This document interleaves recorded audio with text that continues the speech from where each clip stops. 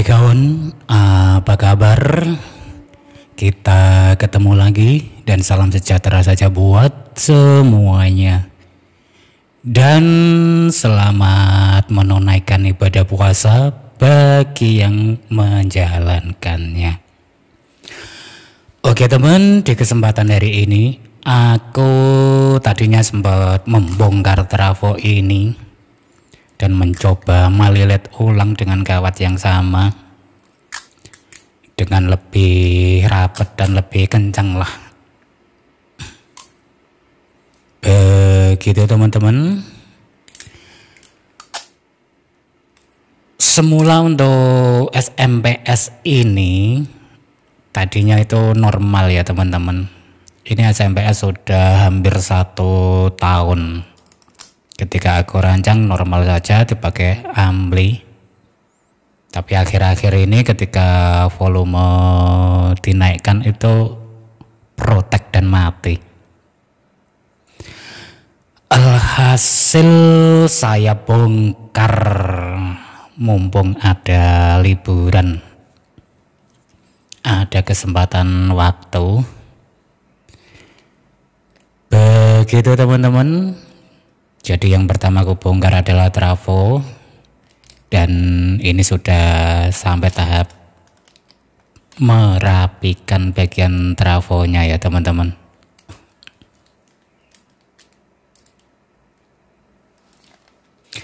Kebetulan trafo ini menggunakan kawat 0,8 rangkap 2 ya. Untuk primer maupun sekunder ini sama teman-teman.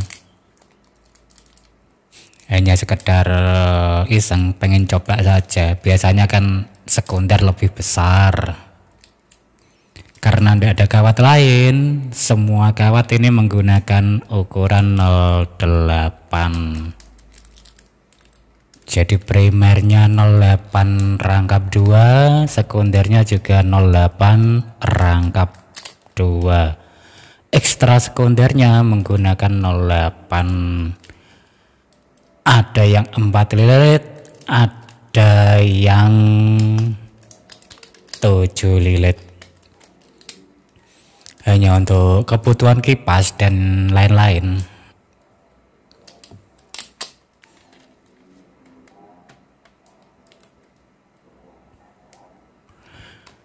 Aku perkirakan tadinya trafo ini mencapai berkisar hampir 50 ya. Kemungkinan besar nanti akan mencapai berkisar 45 ya, kurang lebih 45 volt. Tapi akan aku regulasi sekitar 37 atau 35 volt lah. Karena kalau menggunakan tegangan lebih dari segitu ampernya nanti terlalu kecil ya teman-teman. Oke, ini feritnya kebetulan besar ini teman-teman.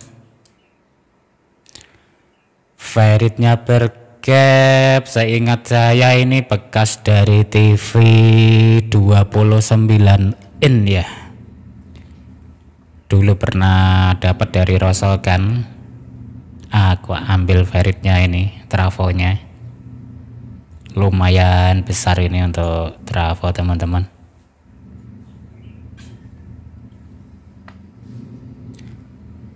Oke, sejenak aku isolasi dulu. Jadi aku nggak mempergunakan lem ya, walaupun bagus. Aku pergunakan isolasi agar kalau ada masalah pada trafo itu mudah untuk melepasnya, begitu teman-teman.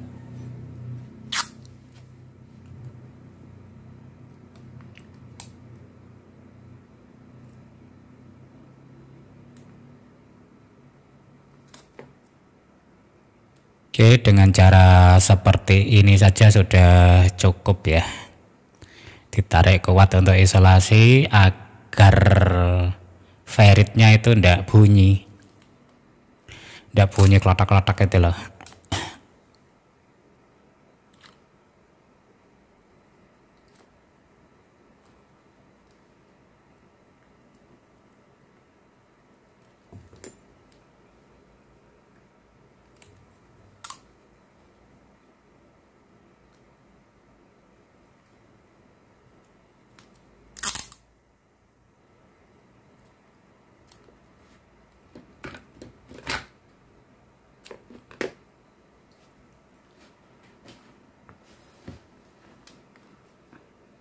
Oke, aku lapisi lagi dengan yang warna kuning agar tampak lebih bagus lah. Selain menambah kuat, juga tampak cerah ya teman-teman.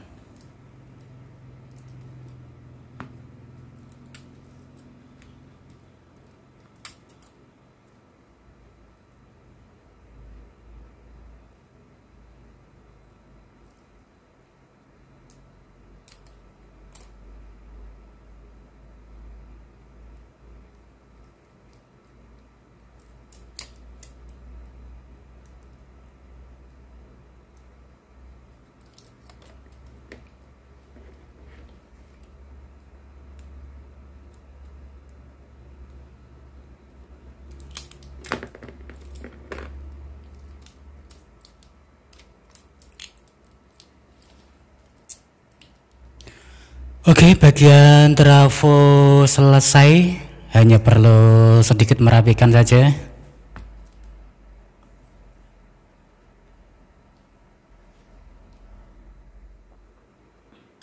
Begini teman-teman,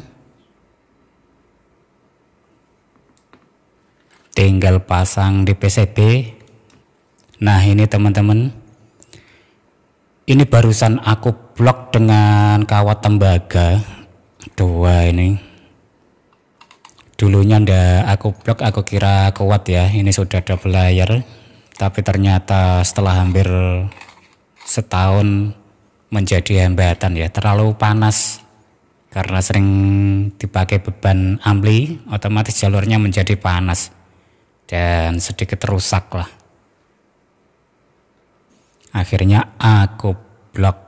Jadi teman-teman yang merakit baru jangan menyepelekan jalur-jalur tegangan utama. Mungkin ketika baru dirakit karena masih baru, jalurnya masih bagus dan daya antarnya itu masih bagus. Tapi setelah dipergunakan berbulan-bulan, terkena beban kan, itu menjadi panas dan bisa menjadi rusak. Faktanya seperti itu yang sering terjadi. Jadi alangkah baiknya ditambah kawat atau diblok T0 ya, agar kedepannya itu awet lah. Ini masalahnya juga tidak jauh dari situ kok. Cuma jalur-jalur yang kebetulan ketika aku cek, aku shotgun, jalurnya panas banget, jadi aku blok begitu teman-teman. Oke, sejenak aku solder trafonya dulu.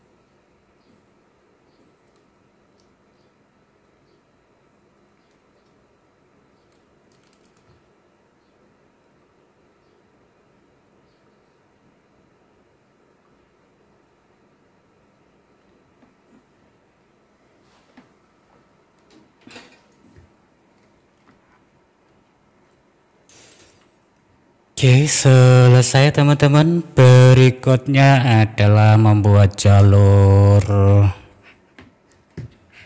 regulasi ya. Sebentar aku cutter untuk PCB-nya.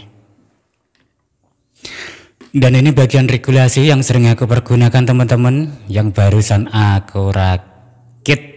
Kebetulan ndak aku videokan karena sudah ada videonya kemarin-kemarin, bisa dicari sebelum-sebelumnya. Langkah berikutnya adalah memasang pendingin untuk gajah. kacun. Kebetulan ini dapat dari bandingin dari TV ya, dan kebetulan pas di sini.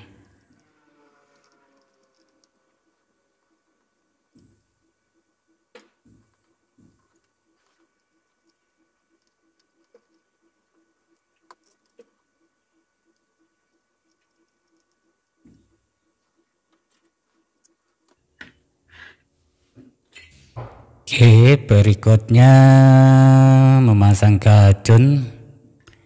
Rata-rata yang aku pergunakan gajun untuk TV 29 in ya.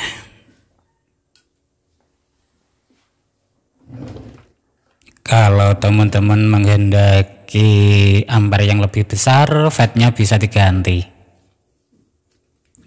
dengan ampere yang lebih besar tentunya.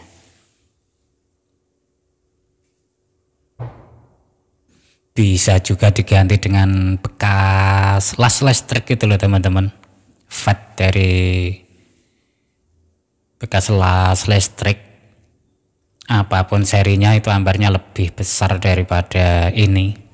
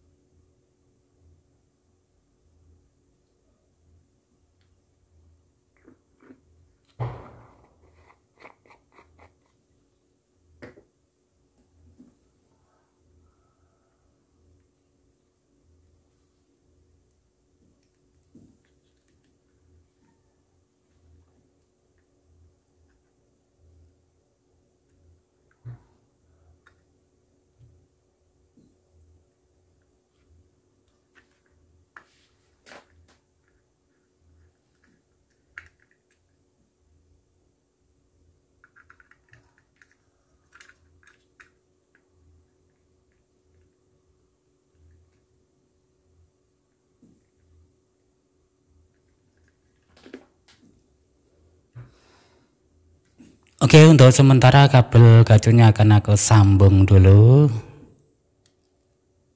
Hanya sekedar untuk mencoba ya, untuk memastikan dulu lah sebelum dirapikan.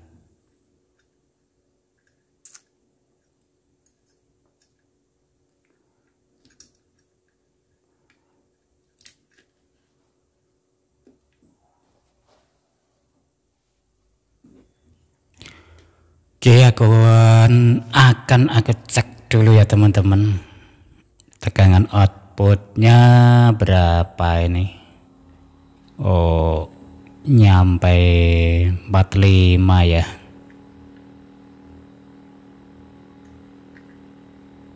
Listriknya jot-jotan temen karena tetangga ngelas. Nggak jadi apa. Anggap saja di 45.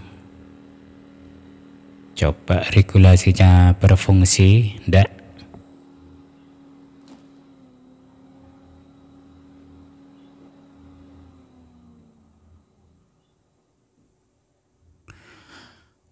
Oke, regulasinya bisa berfungsi dengan baik.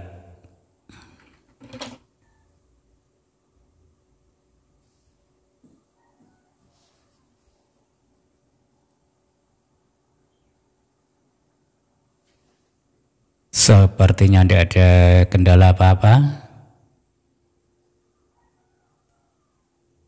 Output simetrisnya juga sama.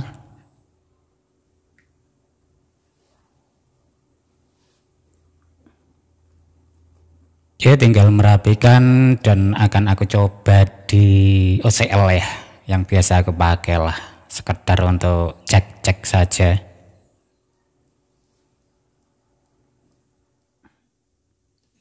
Oke teman, ini sudah aku siapkan.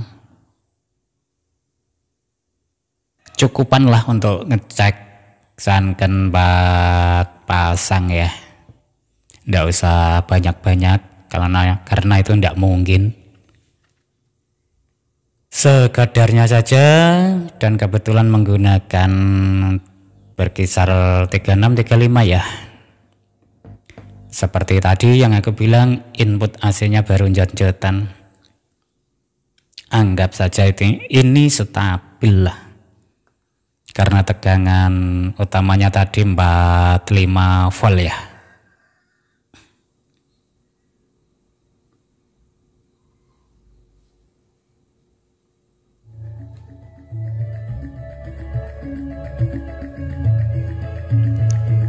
Oke teman-teman, hasilnya cukup memuaskan lah.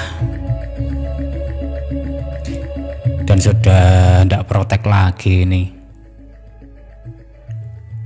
Berarti hanya gara-gara jalur yang mulai rusak karena sering terkena panas oleh beban amplinya.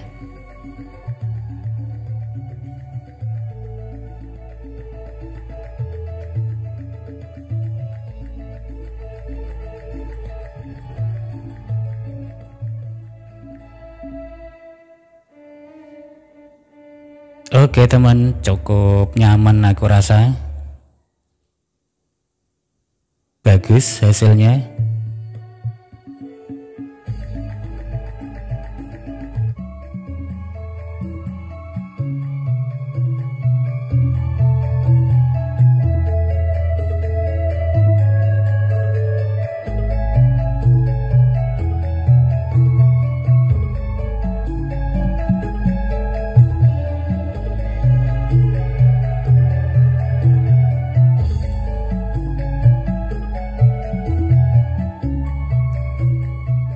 Oke, jelas tidak ada yang panas karena masih rendah ya tegangannya.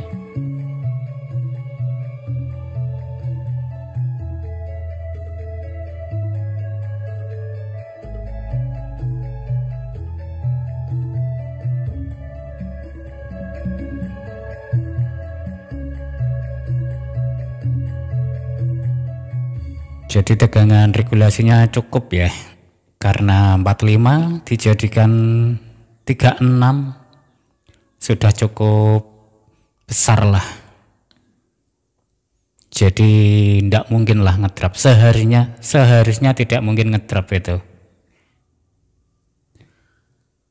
Oke, sampai sini dulu untuk ngeceknya ya teman-teman.